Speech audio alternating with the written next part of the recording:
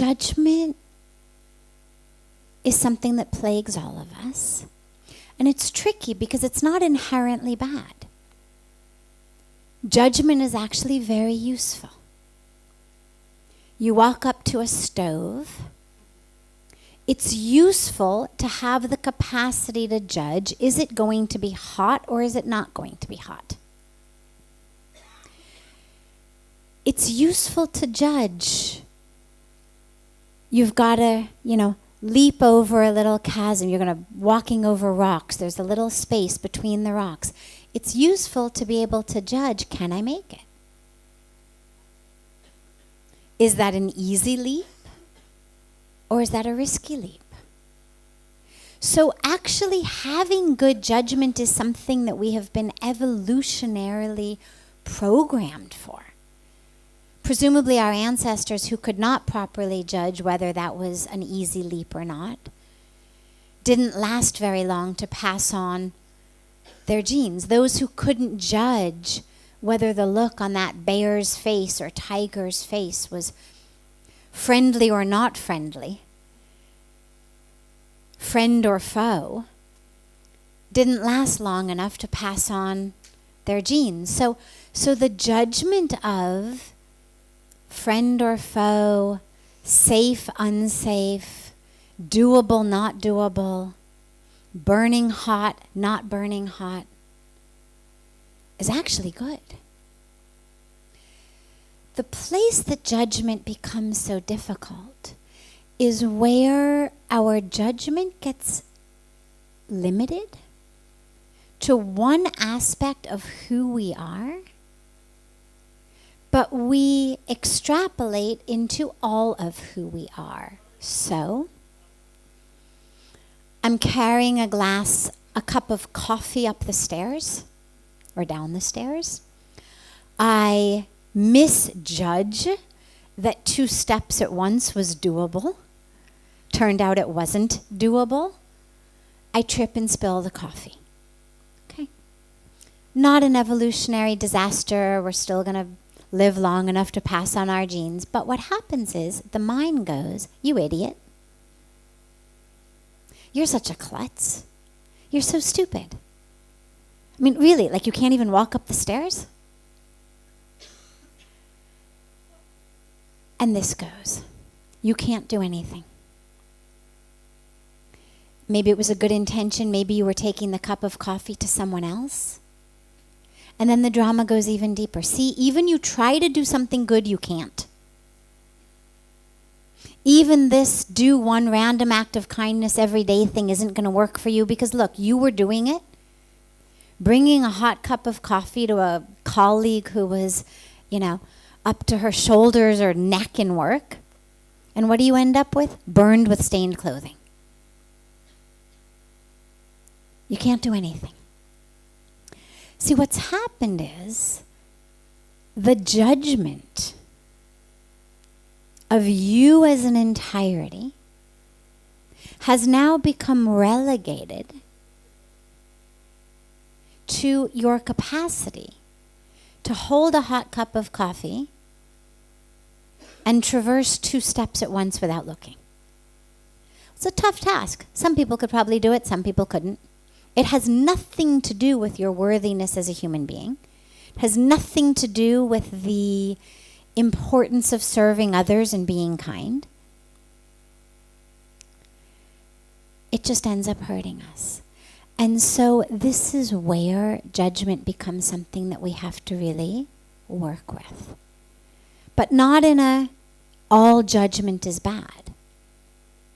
Common sense is very useful.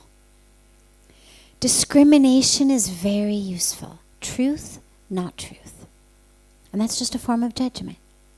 Truth, not truth. Healthy, not healthy. Light, dark. Safe, not safe. But when judgment is turned inward first, and then we'll look at outward, it becomes a disease. And this is what we have to work with. And it's just a pattern. It's a habit. And the good thing is, like any habit, it can be changed. The first thing is to see it. Because almost all of these mind games dissipate the minute you look at them. Ah, jealousy. Wow. Welcome to tea. Haven't seen you in a while.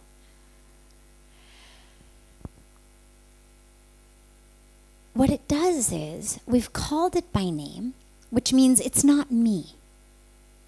So we'll go back to our hot coffee example. Ah, internal judgment. Wow, all right, I almost made it 2 hours without your presence. Okay, judgment, here we are. You call it by its name. You see it. You don't berate it. You don't judge it. Because then, of course, you just wind yourself even deeper. There I am judging myself again. God, I can't even do the spiritual thing right. Forget carrying coffee up 2 cups of stairs. Can't do anything. So it just becomes yet another excuse to berate ourselves. Wandering mind. Oh, can't even meditate. Knew I was a useless banker, but really I can't even meditate either. So you just call it by name. Ah, okay. Judgment. Then, if you're someone, as I am, who happens to find psychology fascinating, not as a black hole into which we get and spin around for eternity and never get out, but simply as a path to shed some light on some of why we are like we are. You may want to look at, and if not in that moment, at other times, you may want to look at, all right, where did that come from? Clearly, I'm not a worthless human being for spilling a cup of coffee. Where did that come from? And the reason that I recommend that is, if we know where it came from, it also dissipates it. Because that voice comes in like it's the voice of the universe. Really, I mean, all of those voices, they come in like this just booming voice of God. You are the worthless one. And if we can identify it, yeah, I remember. My mom, my dad, my uncle, my teacher, my brother, whatever it was. It gives it that context that makes it no longer the booming voice of the universe. And you just change your habit. So I've looked at it, I've named it, which in that moment has dissipated its power. B, at some time in my life, I may be interested in going in psychologically into why I have that. Again, it helps dissipate it. Because then when the voice comes, you can just say, Mrs. Smith, it was really difficult to be in your 4th grade class. I'm no longer in your 4th grade class, and I'm not going to allow your voice to continue to stay in my mind for the rest of my life. I wish you well in your retirement. You can do that, and you'll notice that there's always a little bit of an edge of humor with it. I mean, for me at least. Because I have personally found it works very well. We take ourselves really seriously. We take our problems really seriously. And the more seriously we take them, the heavier they become. And I have found that simply naming it, having a little lightness with it, it doesn't mean that you're undermining it. It doesn't mean that the impact on you didn't matter. It's not deprecating. It's just adding a little bit of lightness to it. Because the minute that there's space for a little giggle, that you've created, you've got your foot in the door. And your foot in the door is the first step to getting out of that situation. And then the last piece is you just create different patterns. So when judgment comes, you didn't start judging yourself and others overnight. It was a habit. Maybe your parents, maybe that was what you listened to every time you went out with your parents. In the car on the way there, in the car on the way back, all you heard them doing was judging others. My God, did you see what she was wearing? Did you see what he was wearing? Did you see how many pakoras he ate? My God, I mean, is he... We pick it up. Who does he think he is? Who does she think he is? What is she doing with him? My God, he must have a lot of money or something, because, you know, this type of negative nonsense is what fills up the space in a lot of cars, a lot of dining tables, a lot of tea rooms. And when we're young and really impressionable, these are the patterns that get laid in our brain. We judge. We criticize. And of course we learn to do it to ourselves first. And then we do it to others. So lay a new habit. The minute that voice of judgment comes, you look at it, judgment, choose something different. You've got options. You know, if you're diabetic, let's say, and you're just diagnosed with diabetes, every time in your life that you've gone to the grocery store, you've thrown a pint of ice cream or 4 into your cart. It's part of your standard grocery list. Haagen-Dazs. Well, now you've been diagnosed with diabetes. Habitually, you're going to push that cart right to the ice cream aisle. Habitually, you're going to open the thing. At some point, a voice in your head is going to say, no. Not if I want to be healthy. And you close the door and you don't put it in the cart and you maneuver the cart to a different aisle. It just takes a while to lay a new pattern.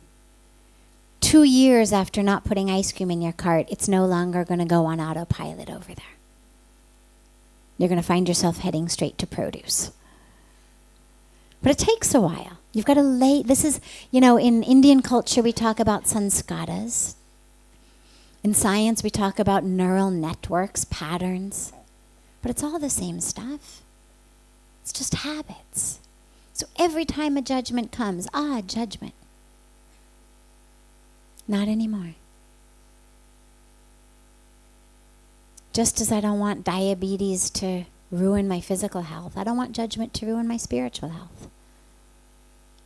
But I've got to take just as much control over what I allow inside my mind as I do what I allow inside my body. We somehow intuitively understand that physically, but not so much spiritually and emotionally. And last piece of this actually is also really important, which is check who you hang out with. Because even if you're learning not to judge, these patterns, a lot of them are really subconscious. Hang out with people who are judging each other, who are judging themselves. Feel free to say, you know what, I'm on a judgment diet, guys. I'd love to be with you. Would love to hang out. Would anybody mind if we changed the subject? Isn't it a beautiful day? And see. Real friends would not drop you because you got diabetes and stopped eating Haagen-Dazs. They'd say, well, that's all right. When you're around, we'll eat carrots. And if they insist on making you eat Haagen-Dazs, well, they're not real friends. And in the same way, if they're not able to change their pattern of speech, or they're not willing to, this is when you start looking for a new sangha, a new group that's more supportive of the new patterns that you're like.